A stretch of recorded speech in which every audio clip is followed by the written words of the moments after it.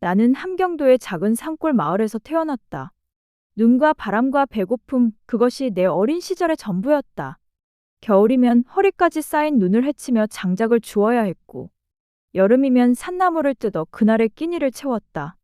하지만 그 속에서도 한 가지만은 분명했다. 내 마음속에 자라나던 자유라는 이름의 작은 씨앗. 그것은 매일 밤 내 가슴을 두드렸다. 숨을 크게 쉬고 싶었다. 진짜로 내가 원하는 삶을 살고 싶었고, 그래서 나는 탈북을 결심했다. 브로커와 약속을 정했고, 떠나기로 마음을 먹었다. 눈보라가 매섭게 몰아치던 그 새벽 두만강을 향해 걸어갔다. 발걸음은 떨렸지만 멈출 수 없었다.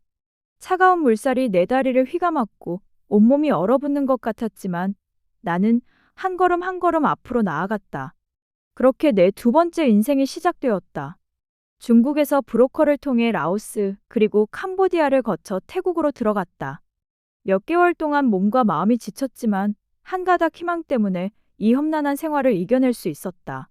태국 난민 수용소에서 기약도 없는 수용소 생활이 시작되었고 어느덧 5개월이 지났다. 수용소의 열악한 생활 환경에는 어느 정도 적응이 되었지만 습한 무더위만큼은 적응이 힘들었다.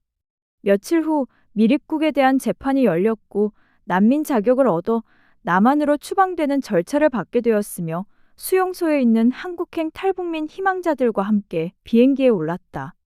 남한에 도착한 첫날 밤 도시의 불빛들은 차갑게 반짝였다. 사람들의 말투도 달랐고 나를 보는 시선도 낯설었다. 동정과 경계가 뒤섞인 그 눈길들 속에서 나는 혼자였다. 국정원 조사와 하나원의 교육 과정을 거쳐 나만, 아니 이제는 대한민국 사회에 발을 딛게 되었다. 먹고 살아야 하기에 공장에 취직을 했다. 고무장갑 사이로 스며드는 화학 냄새와 끊임없는 기계 소음 속에서 하루하루를 버텼다. 저녁이면 좁은 방으로 돌아와 라면을 끓여 먹었다. 다음 날도 똑같이 일어나 또 버티는 같은 일상의 반복이었다.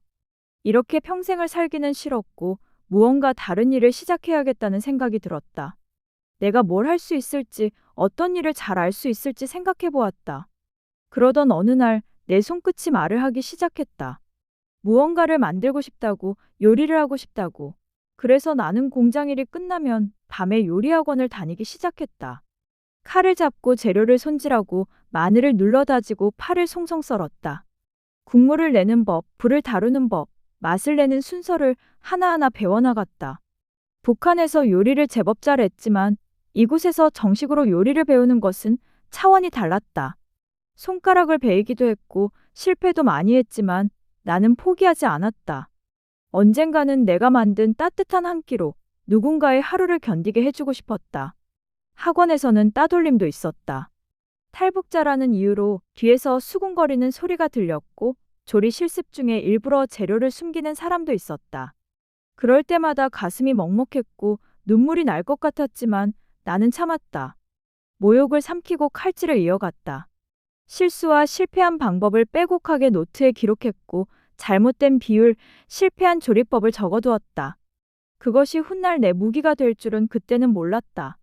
조리사 선생님은 가끔 엄격했지만 내 눈빛을 보며 나의 절실함과 진지한 마음을 느끼셨는지 실습 시간을 더 주시는 등의 사소한 배려나 본인의 노하우도 전수해 주셨다. 그 작은 배려가 내 힘듦을 잊게 해주었다. 어느 날 나는 작은 식당 주방에서 일하게 되었다. 김이 서린 냄비에서 김치찌개가 보글보글 끓어올랐고 사장님은 바쁘게 주문을 외치고 손님을 맞이하였다. 나는 손놀림을 더 빠르게 움직였다. 그런데 자주 보이는 손님이 한 명 있었다. 늘 같은 자리에 앉아 조용히 식사를 하는 남자. 그날도 그는 김치찌개를 주문했다. 김치찌개가 정말 맛있어요. 매일 먹어도 질리지 않아요. 가슴이 따뜻해졌다. 정말 오랜만에 느껴보는 온기였다. 고마워요. 북한식으로 끓여봤는데 입맛에 맞다니 다행이에요. 그 손님의 한마디가 하루의 피곤을 모두 녹여줬다. 몇 번의 인사가 쌓이고 짧은 이야기가 오가면서 우리는 조금씩 가까워졌다. 그의 이름은 민수였다. 식당 근처의 회사에서 일했고 점심시간이면 종종 밥을 먹으러 왔다. 나는 가끔 레시피 노트를 보여주며 이런 조합을 시도해본다고 말했고 그는 흥미롭다는 표정을 지었다. 서로의 하루와 마음을 조금씩 나누며 우리 사이의 거리는 서서히 좁혀졌다. 어느 날 야간 수업이 끝나고 버스를 놓쳤을 때 그가 우산을 빌려줬다. 빗줄기 사이로 스며든 그 온기를 나는 오래 기억했다.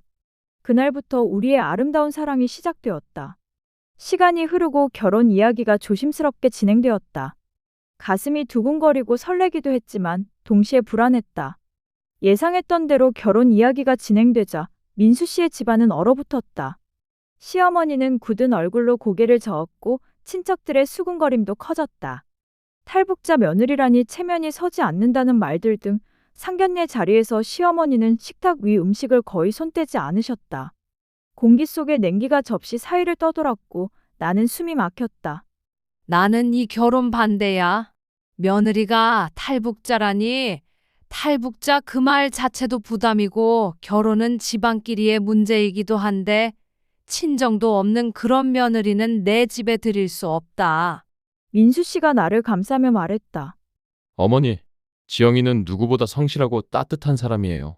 지영이가 원해서 북한에서 태어난 것도 아니고 지영이도 어쩔 수 없이 부모님과 떨어져 살 수밖에 없게 된 거잖아요. 함께 살면 어머니께서도 지영이가 얼마나 좋은 아이인지 알게 되실 거예요. 출신이 다르면 마음도 생각하는 사고 방식도 다르다. 너는 아직 세상을 몰라. 결혼이 어디 보통 일이니? 한번 잘못 길을 잃으면 끝이야. 그 말들이 가슴에 비수처럼 꽂혔다. 하지만 나는 물러서지 않았다. 눈을 감고 강을 건너던 그 새벽의 바람을 떠올렸다. 죽을 만큼 힘들었지만 탈북이라는 목적 하나로 목숨을 걸고 건너던 그 날보다 힘든 일은 없다고 생각하며 시어머니의 모진 말들을 가슴속에 묻고 참았다. 그날을 머릿속으로 떠올리며 그때처럼 무조건 할 수 있다는 생각으로 마음을 다잡았다. 결국 우리는 조용한 결혼식을 올렸다. 사진 몇 장만 남긴 채 새로운 생활이 시작되었고 일상은 곧 시험이 되었다. 첫 명절상을 준비할 때 나는 시어머니의 레시피를 따라하려고 애썼지만 미묘한 맛의 차이는 어쩔 수가 없었고 시어머니는 그런 사소한 부분까지 흠잡아 나에게 모진 말을 하셨다. 그래도 나는 꾹 참고 다시 마음을 다잡았다. 새벽에 일어나 밥을 짓고 반찬을 만들며 집안을 돌보았다. 하지만 시어머니는 내 노력을 알아주시기는커녕 말투가 낯설어서 뭐라고 하는지 알아들을 수가 없다. 음식이 짜다. 설거지나 청소가 느리다는 등 늘 나에 대한 불만만 말씀하셨다. 모든 말이 날카로운 가시가 되어 내 마음에 박혔다. 나는 대답 대신 더 부지런해졌지만 매일 밤이 되면 흐르는 눈물을 주체할 수 없었다. 나는 친정이라 불을 곧조차 없어서 더욱 서러웠고 의지할 곳이 없다는 외로움에 가슴이 사무쳤다. 첫 추석 명절이 다가왔고 시어머니는 전날부터 제사상 준비를 시작하셨다. 나는 옆에서 조심스럽게 도우려 했지만 모든 것이 익숙하지 않았다. 지영아, 나물은 3가지 색깔로 맞춰야 하고 생선 머리는 동쪽을 향하게 놓는 거야. 우리 집안 법도가 있어. 홍동백서 같은 기본적인 것도 모르니? 네, 어머니, 알겠습니다. 하지만 나는 내가 할 수 있는 최선을 다해 음식을 준비했다. 물을 채 썰어 나물을 만들고 생선을 굽기 시작했는데 시어머니께서 주방으로 들어오시더니 내 손을 멈추게 했다. 아니, 이게 뭐야. 무나물은 너무 굵게 썰었고 생선은 왜 이렇게 바짝 구워? 우리 집은 이렇게 안 해. 다시 해.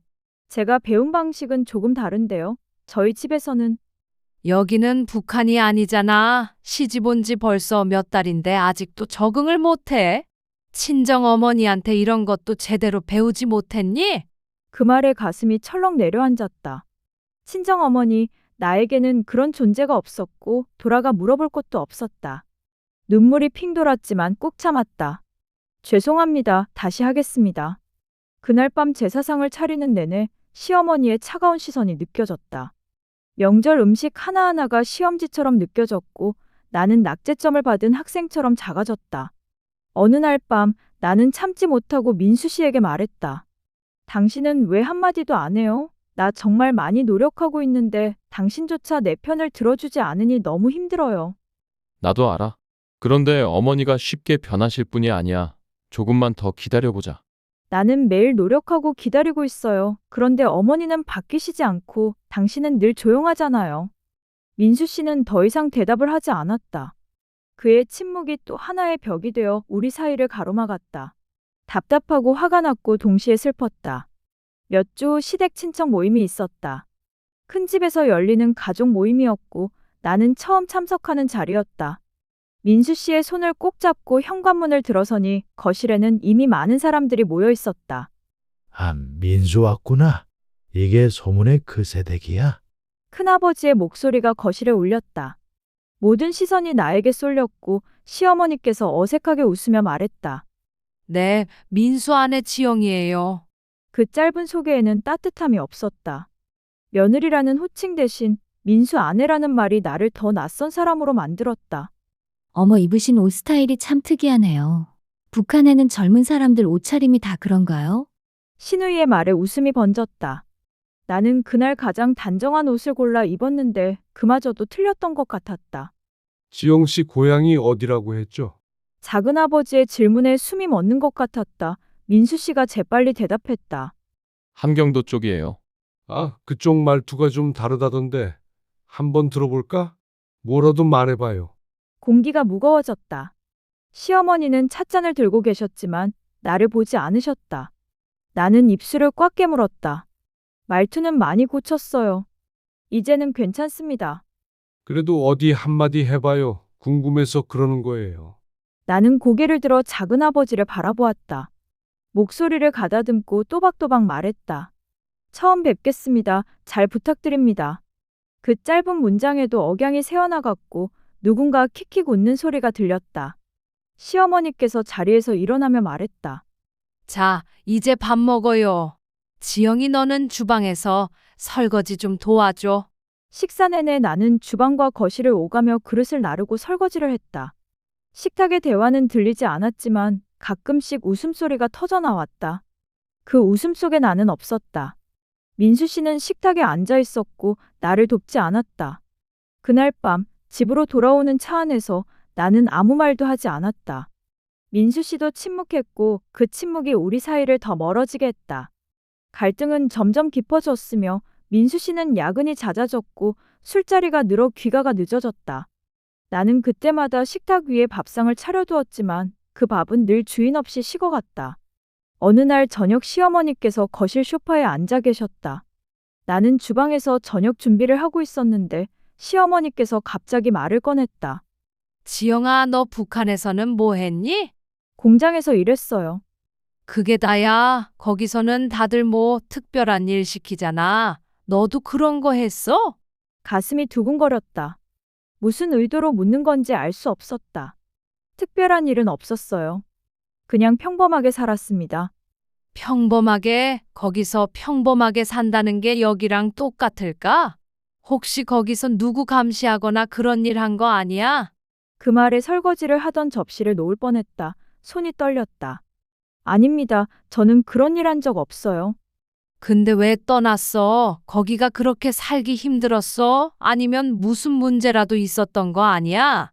숨이 막혔고 북에서의 기억들이 파도처럼 밀려왔다. 배고픔, 추위, 두려움, 그 모든 것이 다시 떠올랐다. 자유롭게 살고 싶었어요. 편하게 숨쉬며 사람답게 살고 싶었어요. 자유 그게 뭔데? 여기 와서 자유롭니? 괜히 낯선 곳에 혼자 와서 고생만 더 하는 거 아냐? 여기도 쉽지 않잖아. 그래도 여기는 제가 선택할 수 있어요. 무엇을 먹을지, 어디로 갈지, 누구를 만날지, 그게 자유예요. 시어머니는 코웃음을 쳤다. 선택? 선택해봤자 결국 시집살이는 똑같잖아. 남이나 북이나 며느리는 며느리지. 나는 더 이상 대답하지 않고 설거지를 했다. 눈물이 났지만 울 수 없었다. 이 집에서 내 과거는 항상 약점이 되었고 이해의 대상이 아닌 의심의 대상이었다. 내 과거를 약점 삼아 모진 말들을 뱉을 때마다 그 말들이 비수가 되어 내 가슴에 박혔다. 당황스럽고 억울했다. 나는 방으로 들어가 문을 닫았다. 울고 싶었지만 운다고 해결될 건 아무것도 없었기에 이 상황을 바꾸고 싶다는 생각을 했다. 그날 밤 모두 잠이 들었을 때 나는 주방으로 가서 냄비를 꺼냈다. 무언가를 만들어야 했고 그게 유일한 해답이었다. 도마 위에 마늘과 생강을 올려놓고 그 향을 맡으며 요리를 배웠던 그 마음을 떠올리며 음식을 만들었다. 민수 씨, 저 식당을 내고 싶어요. 민수 씨도 제가 만든 김치찌개 맛있다고 했잖아요. 집에만 있는 것보다 저도 살림에 보탬도 되고 제 성취감도 얻고 싶어요. 시어머니는 식당 내는 것을 반대하셨지만 남편의 지지로 나는 곧 작은 식당을 열 수 있었다. 가게 이름은 서리꽃. 혹독한 추위 속에서도 피어나는 꽃처럼 살고 싶어 그렇게 정하였다. 첫날부터 손님은 당연히 없었고 가게 앞을 지나가는 사람들은 그냥 지나쳤다. 혼자 빈 냄비를 닦으며 눈물을 삼켰다. 불안했다. 이대로 실패하는 건 아닐까 하는 두려움이 목을 조였다. 그때 탈북민 친구 현수가 찾아왔다. 두 손 한가득 커다란 김치를 안고 들어왔다. 야, 에미나야, 울지 마라. 너 손맛 있잖아.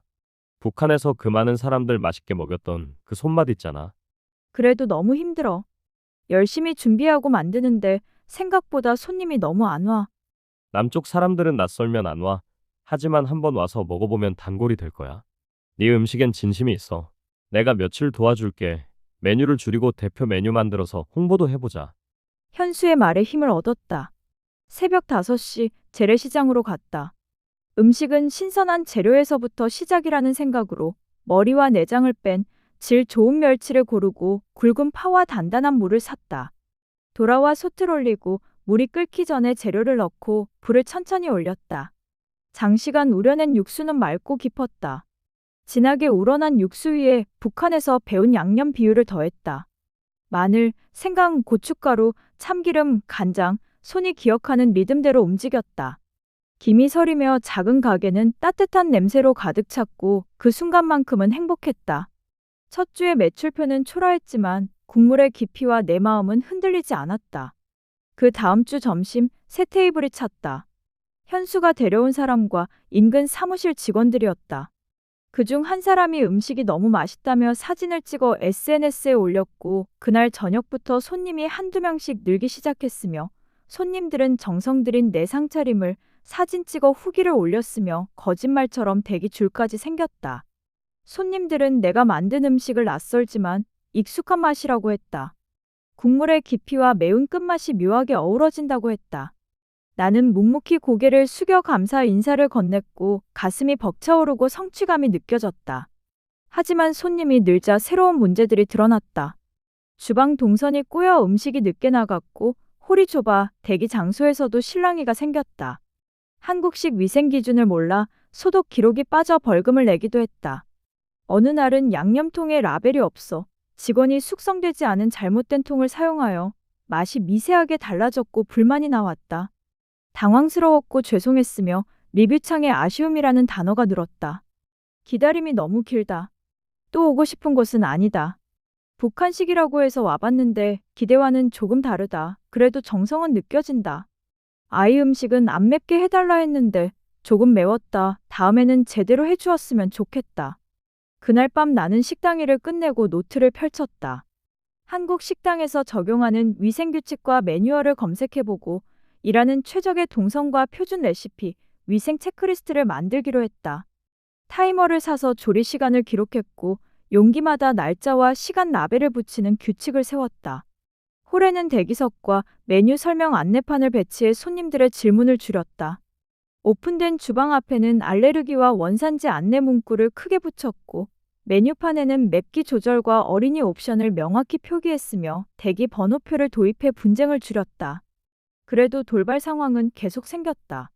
어느 점심에는 반찬 접시에 이물질이 보였다는 항의가 들어와서 확인 결과 김가루 조각이 접시 아래에 붙어 있었다. 거듭 진심 어린 사과를 하고 식사를 새로 내어드렸다. 리뷰는 냉정하게 실수한 내용을 적으셨지만 마지막 줄에는 사장님의 사과로 기분이 풀어졌고 음식이 맛있어서 재방문 의사가 있다고 적혀 있었다. 나는 그 문장을 오래 바라보았고 부족함을 인정하는 태도가 신뢰의 시작이라는 걸 배웠다. 또 다른 날에는 전기 차단기가 내려가 주방이 멈췄다. 휴대용 버너를 꺼내 핵심 메뉴만 간소하게 운영하며 손님에게 상황을 설명했다. 대부분의 손님들이 이해해 주었으며 위기는 현장의 태도로 넘어설 수 있다는 걸 몸으로 습득했다. 식당이 점점 잘되고 바빠지자 오히려 시어머니와 사이가 더 가까워졌다. 시어머니께서는 이따금 바쁜 시간대에는 식당에 나와 일을 도와주시기도 했다. 시간이 흐르며 언론과 방송에 관심이 쏟아졌다.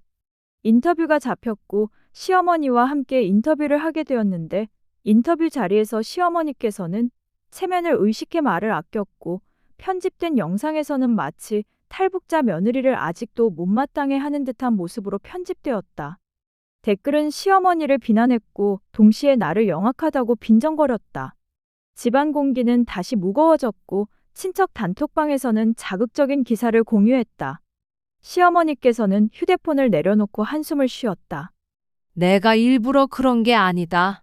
말이 이상하게 나간 거야. 내 체면도 있고 나는 그런 방송 인터뷰가 처음이니 긴장도 되고 마음도 복잡했다. 나는 깊게 숨을 들이쉬었다. 화가 났다기보다는 안타까운 마음이었다. 저도 알아요. 어머니, 우리 같이 정정 인터뷰를 하자고 요청해봐요. 오해를 풀 수 있게요.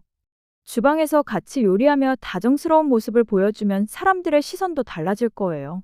시어머니께서는 고개를 끄덕이셨다. 다음 인터뷰에서 우리는 함께 주방에 서서 된장을 무치고 양념장을 섞으며 손의 기억을 설명했다. 영상은 큰 호응을 얻었고 댓글에는 이해와 응원이 늘어났다. 몇몇 손님은 시어머니의 된장 무침을 찾기 시작했다. 메뉴판에 시어머니의 이름을 딴 정옥표 된장무침이라는 새 메뉴가 붙었다. 그날 밤 시어머니께서는 조용히 내 손을 잡으셨다. 잠깐이었지만 손끝으로 마음이 전해지며 눈물이 났고 감사했다. 민수 씨의 회사 생활은 여전히 가시밭이었다. 회식 자리에서 누군가 농담처럼 탈북자라는 단어를 입에 올렸고 민수 씨는 웃어넘겼지만 속으로는 상처를 받았으며 승진 심사에서 애매한 평가를 받았을 때 그는 무너질 뻔했다. 집에 돌아와 말없이 소파에 앉아 있었고 나는 그의 옆에 앉았다. 오늘도 많이 힘들었구나? 괜찮아, 우리 같이 천천히 가자. 나도 너처럼 용감하고 싶어. 그런데 나는 자꾸 작아지는 것 같아. 회사에서 내 이야기를 하는 것이 아닐 때에도 모두가 나를 보는 것 같이 느껴지고 나를 보고 수군거리는 것 같다는 생각이 들어. 우리 둘 충분히 잘 버티고 있어. 내일 가게 마감하고 같이 메뉴 개발을 하자. 자기의 입맛이 우리 손님들의 평균일지도 몰라. 내가 더 발전하려면 자기 도움이 필요해. 민수 씨는 고개를 끄덕였고 작은 약속이 우리 부부 사이에 숨을 트이게 했다. 그날 이후 민수 씨는 주말마다 포스 데이터를 정리했고 인기 메뉴의 회전율과 원가율을 계산해 표로 만들었다.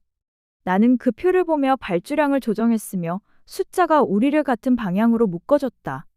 브랜드로 성장하는 길은 경영의 수익 창출 및 목표를 요구했다.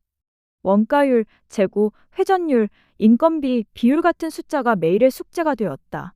초보 시절에는 감으로만 운영했지만 매장 수가 늘자 감으로만 하는데 한계가 있었고 이익은 늘었지만 현금 흐름에 문제가 생기기도 했다. 결제일을 몰라 납품대금 결제가 겹친 날 통장이 비어 당황스러운 일도 생겼다. 협력사와 테이블에 앉아 결제 주기 분산과 단가 협상을 정리했고 납품대금을 제 날짜에 주겠다는 약속을 문서로 남겼다. 신뢰는 그렇게 숫자와 문장으로 굳어졌으며 내부에는 주간 점검표와 월간 리뷰 미팅을 도입했다. 실수를 기록하고 원인을 찾고 재발 방지를 약속했으며 약속을 지키면서 더 좋은 방향으로 갱신되었다. 손님과의 갈등도 성숙해졌다. 어느 날 유명 인플루언서가 사전 연락 없이 촬영을 시작해 손님들의 동선이 막혔다. 노키즈 정책이 있냐며 공격적인 질문을 던졌고 나는 안내문을 가리키며 조용히 설명했다. 아이가 안전하게 머무를 수 있도록 의자와 테이블 간격을 더 넓혔고 유모차 동선을 분리했다고 말했는데 촬영자는 불친절하다고 말했지만 리뷰는 엇갈렸다. 그러나 다음날 가족 단위 손님이 더 늘었다. 안전과 배려가 더 중요하다는 공감이 퍼졌다. 또 다른 날에는 배달 앱 리뷰에 과장이 섞인 악평이 올라왔다. 고객에게 전화를 걸어 사과했고 다음 주문 시 보완을 약속했다. 그 고객은 결국 응원 메시지를 남겼고 진정한 마음은 다시 돌아온다는 걸 알았다. 가맹 문의가 폭주하며 시험대가 찾아왔다. 두 번째 가맹점 오픈 첫 주에 식중독 의심 신고가 들어와서 가슴이 철렁 내려앉았다. 보건소 조사 결과 조리 과정에는 이상이 없었고 손님의 별도 보관 음식과 혼동된 사례로 결론이 났지만 언론 기사 제목은 자극적이고 악의적으로 달렸다. 숨을 고르고 다시 기본으로 돌아갔다. 전 매장 위생 교육을 재실시하고 냉장고 온도 기록을 의무화했으며 냉동과 해동의 표준을 더 엄격히 잡았다. 사건은 일주일 만에 정리되었고 매장에는 다시 손님이 줄을 섰다. 위기는 영업 표준을 더 단단히 만들어가는 디딤돌이 되었다. 그 과정에서 직원 교육 영상도 제작했고 시어머니께서는 매장 방문 때마다 고객 응대 방법을 직접 시연하셨다. 시어머니와의 관계도 점점 좋아졌다. 어느 비 오는 날 시어머니께서는 젖은 우산을 털며 주방으로 들어오셨다. 젖은 손으로 된장 항아리를 쓰다듬으시며 옛 시절을 이야기하셨다. 불의 세기와 냄비의 재질이 만들어내는 어머니 시절의 맛의 이야기를 해주셨다. 젊을 때 내 어머니가 이 항아리를 주셨다. 그때는 그 의미를 몰랐지. 손맛은 그냥 손에서 나오는 줄 알았지. 그런데 사실은 요리하는 사람의 마음에서 우러나오는 것이더라. 어머니의 마음이 제 음식의 절반이에요. 나머지 절반은 제가 건너온 길이에요. 그래서 이 맛은 우리가 함께 만든 거예요. 우리는 말없이 미소를 나눴고 주방의 불은 잔잔히 타올랐다. 그날 밤 시어머니께서는 낡은 노트를 건네셨다. 낡은 종이에는 젊은 시절 어머니의 요리 비법과 실패가 빼곡했다.